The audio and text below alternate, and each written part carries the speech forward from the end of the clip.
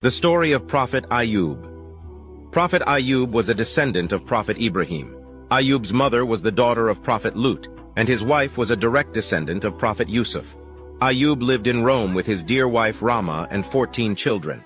Ayyub was a prophet who was immensely blessed by Allah. He was strong and healthy, had large plots of land, abundant livestock, and a righteous and beautiful family. He was also a community leader who was highly respected and loved by his people. Despite his status and wealth, Ayyub was never arrogant. He was always humble. He readily helped the deprived, and constantly thanked and glorified Allah for everything he was blessed with. One day, high up in the heavens, the angels began discussing about the best of humans who lived on earth. An angel amongst them said, "The best creature on earth today is Ayyub, a man of noble character who displays great patience and always remembers his generous Lord. He is an excellent model for the worshippers of Allah. In return, his Lord has blessed him with a long life and plenty of servants. The needy and the poor share in his good fortune. He feeds and clothes the poor and buys slaves to set them free. He makes those who receive his charity feel as if they are favoring him. So kind and gentle is he." Shaitan, who was in the vicinity, overheard the discussion and became very angry. He immediately began plotting to lure Ayyub away from the worship of Allah. He whispered evil thoughts to Ayyub about the many pleasures of life that a man such as Ayyub could easily enjoy. But the prophet was a sincere servant of Allah and was not easily faltered. This enraged Shaitan further. Shaitan approached Allah and informed him that Ayyub was not a sincere servant of his and was only glorifying him in fear of losing all his wealth. He, Shaitan, suggested, "If you remove his wealth, then you will find that his tongue will no longer mention your name, and his praying will stop."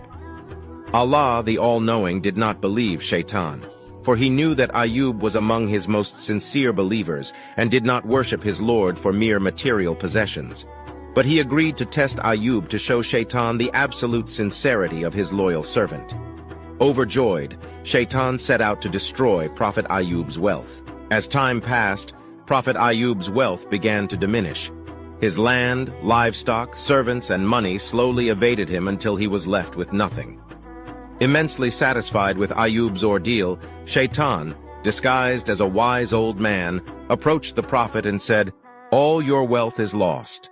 Some people say that it is because you gave too much charity and that you are wasting your time with your continuous prayers to Allah. Others say that Allah has brought this upon you in order to please your enemies. If Allah had the capacity to prevent harm, then he would have protected your wealth." Ayyub replied, "Allah gives whom he wills, and Allah takes from whom he wills. And all of the wealth that I have belongs to Allah, so he has every authority to take it back from me." Ayyub then turned around and continued to thank and praise Allah. Feeling rather frustrated, Shaitan returned to Allah and said, "I have stripped Ayyub of all his possessions, but he still remains grateful to you. However, he is only hiding his disappointment. The real test of a parent is through his children. You will see how Ayyub will reject you." Allah still knew that Ayyub's faith and love for his Lord will not waver, but he agreed to test Ayyub further. Before long, the building in which Ayyub's children lived crashed, killing all 14 of his young, beautiful children. Shaitan once again visited Ayyub disguised as sympathizing bystander and remarked with sorrow, "The circumstances under which your children died were sad. Surely your Lord is not rewarding you properly for all your prayers." Ayyub responded, "Allah gives me what is good for me, and takes away what Allah sees that is displeasing for him and for me. Allah sees that all of these children may be a strong test and trial for me, so Allah took them away from me. Whether a thing is beneficial or harmful to me, I will remain firm in my belief and remain thankful to my Creator." Shaitan rushed back to Allah and said, "O my Lord, Ayyub's wealth is gone, his children are dead, and he is still healthy in body, and as long as he enjoys good health, he will continue to worship you in hopes of regaining his wealth and producing more children. Grant me authority over his body so that I may weaken it.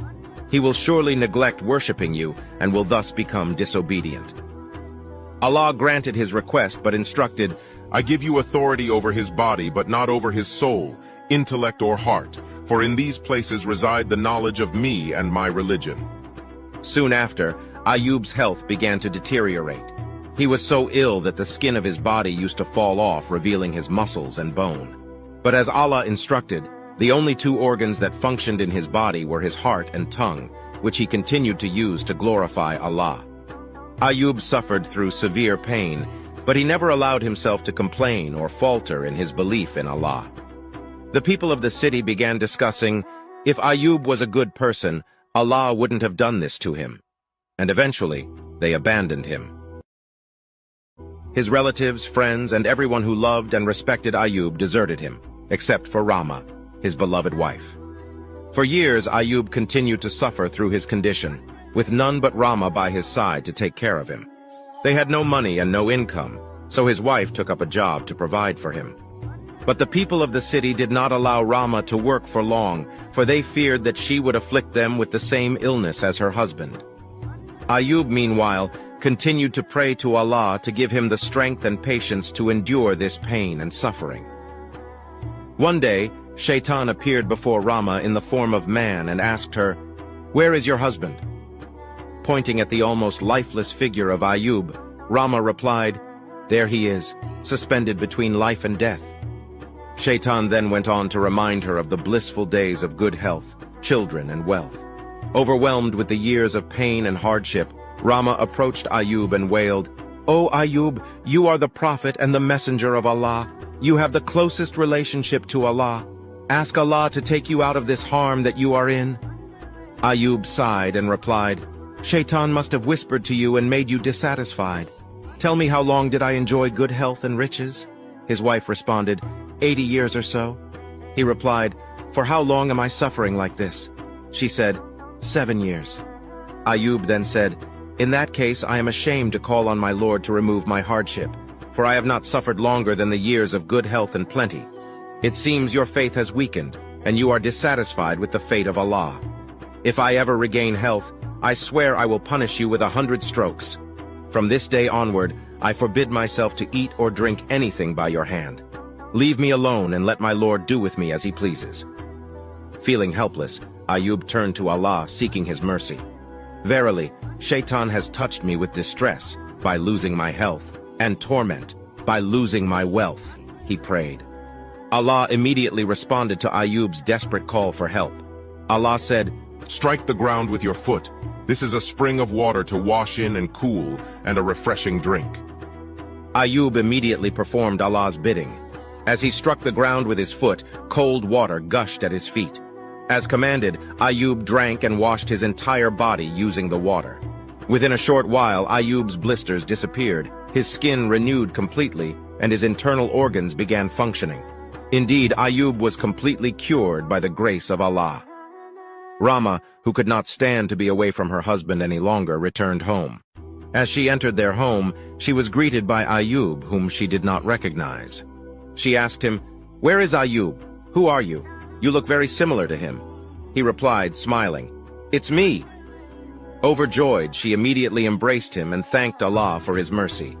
Ayyub remembered his promise to punish his wife with 100 strokes once he regained his health. He did not want to hurt his beloved wife, nor did he want to break his oath to Allah.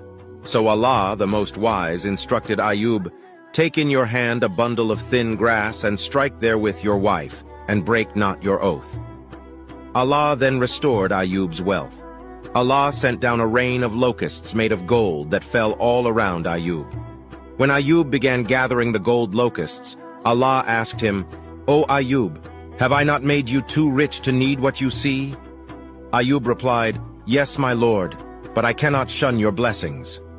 Ayyub and Rama were also given back their family. The couple were blessed with 28 beautiful, healthy children, 14 girls and 14 boys. The story of Prophet Ayyub is one adversity mixed with patience. It is easy to be a faithful servant of Allah when everything is going well, but his faith never faltered during difficult times, which is what makes him a remarkable being.